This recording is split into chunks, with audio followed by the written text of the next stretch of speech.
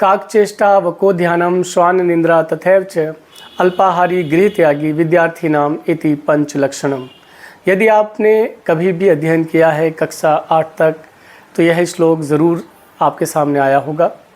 विद्यार्थियों के लिए ये श्लोक होता है, लेकिन वास्तविकता यह है कि यह श्लोक हर स्तर के व्यक्ति, हर एक काम करने वाले व्यक्ति के लिए बराबर महत्वपूर्ण है। आगे बढ़ने से पहले मैं आपसे निवेदन करता हूं कि आप मेरे इस चैनल को सब्सक्राइब कर लीजिएगा और अंत में लाइक और शेयर भी कर लीजिएगा। बढ़ते हैं इस श्लोक की सार्थकता की तरफ। आज हर घर में बच्चा पढ़ रहा है, हर व्यक्ति किसी न किसी काम में, व्यवसाय में लगा हुआ है, लेकिन फिर भी ना तो विद्यार्थियों को ना ही हमें वो नतीजे हासिल हो पा रहे हैं जिनके हमें दरकार है, जिनको हम चाहते हैं अपने जीवन में हासिल करना। तो चलिए पहले इस श्लोक को समझते हैं, यह कितना महत्वपूर्ण है।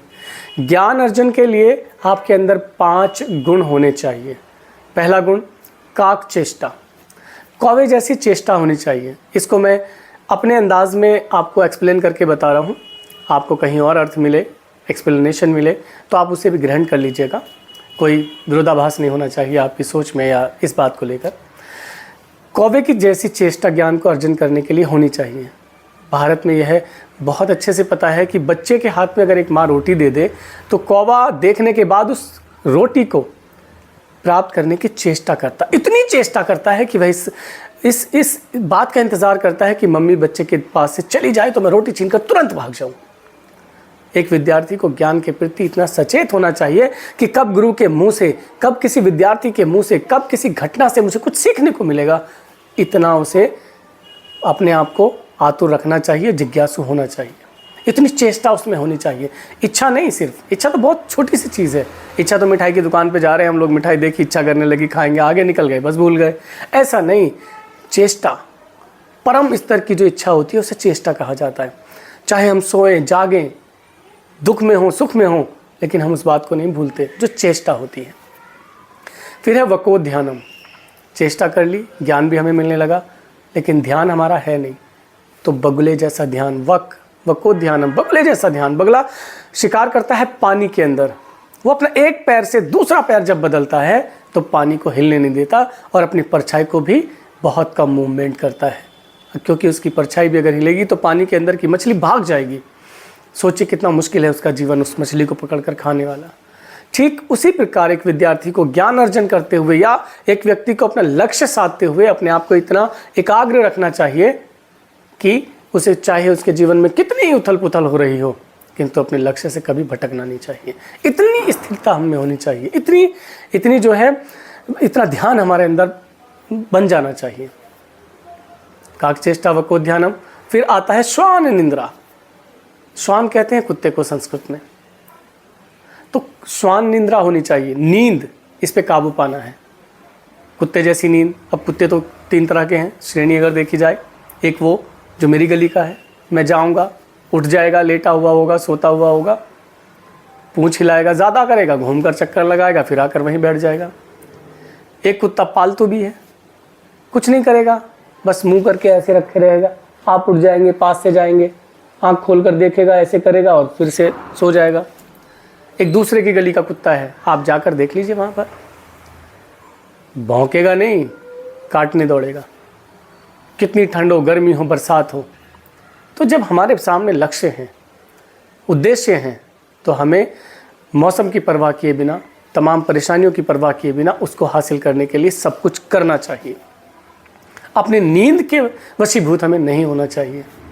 उसके बाद अल्पाहारी, कम खाने वाला, तो थोड़ा थोड़ा खाएं भाई, 6 बार में खाएं।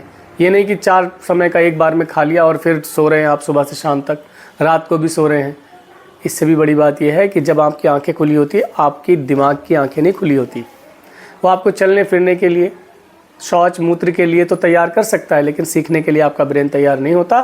सीखने के लिए उठने के बाद भी तकरीबन आधा घंटा आपके ब्रेन को चाहिए होता है कि वो सीखने के लिए खुद को तैयार कर ले, क्योंकि सबसे पहला काम जो ब्रेन का होता है वो बॉडी का सेटलमेंट होता है, उसका टेम्परेचर होता है, बॉडी का मूवमेंट होता है, फीलिंग होती है, बॉडी की टच होता है, उसको एक्टिव करके रखना है, एनवायरनमेंट के अंदर एडजस्टमेंट होता है, इसमें समय लगता है उठने के बाद में।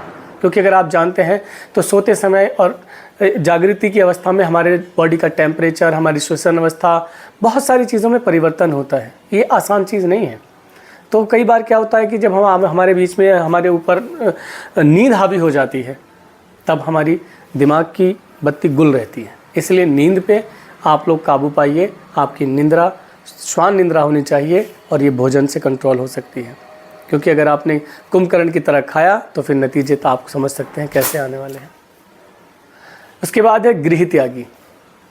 घर में बैठे बैठे किसी को कुछ ना मिला है ना मिलने वाला है। आपको घर से बाहर निकलना ही पड़ेगा, बाहर जाना ही पड़ेगा। अगर आप लोग घर नहीं छोड़ सकते, घर के सुख को नहीं छोड़ सकते, जिस दौर में श्लोक था ये सदियों पहले, उस समय पे घर छोड़कर भारतीय परंपरा में ज्ञान अर्जन के लिए विद्यार्थी का जाना अनिवार्य था। जो घर में था उसे कोई ज्ञान नहीं मिलता था। लेकिन आज के वर्तमान परिप्रेक्ष्य में इसका अर्थ ये है कि आप घर की तमाम सुविधाओं को छोड़ दें, जैसे टीवी का देखना, शादी पार्टी में जाना, मौज मस्ती उड़ाना, गाड़ियों पर घूमना, डीजे डांस करना, यूट्यूब हो गया आपका, बहुत सारी चीज़ें हैं। तो इन फालतू की चीज़ों से आपको बचना ही बचना पड़ेगा। यही आज का गृह त्याग है। इसके अलावा अगर आपको आगे की शिक्षा हासिल करने के लिए जाना है तो तुरंत आतुर रहना चाहिए। आपको जाने के लिए कितना भी सफ़र करना पड़े, कितनी भी परेशानियां उठानी पड़े, हाथ से कपड़े धोने पड़े, हाथ से खाना बनाना पड़े, तो आप तैयार रहिए। लक्ष्य निर्धारित कर लीजिए और उसके बाद उनको प्राप्त करने के लिए अपने आप को इन 5 लक्षणों से भी बांध लीजिए। जब आपके अंदर ये 5 लक्षण आ जाएं और इनका पालन आप करने लगें, फिर बताइएगा कि आपका लक्ष्य आपके नज़दीक कितनी तेज़ी से आ रहा है। छोटी सी बात थी ये मेरी, आप लोगों से निवेदन है कि इसे शेयर कर दीजिएगा, लाइक कर लीजिएगा और साथ में आप लोग खुद भी सब्सक्राइब कर लीजिए। आशा करता हूं कि अगर मेरे चैनल से आप अपने बच्चों को जोड़ देंगे, खुद भी जुड़ जाएंगे, as a teacher, as a parent, as a student या एज ए बिजनेसमैन, कुछ भी, तो मैं आपको वो चीज़ें ला कर दूंगा जो जिसके पीछे एक पूरा का पूरा एविडेंस है, जिसके पीछे पूरी की पूरी एक लाइफ है। तब आपको मज़ा आएगा। आशा करता हूँ कि आपको यह वीडियो, यह बात बहुत अच्छी लगी होगी। विदा चाहता हूँ। धन्यवाद।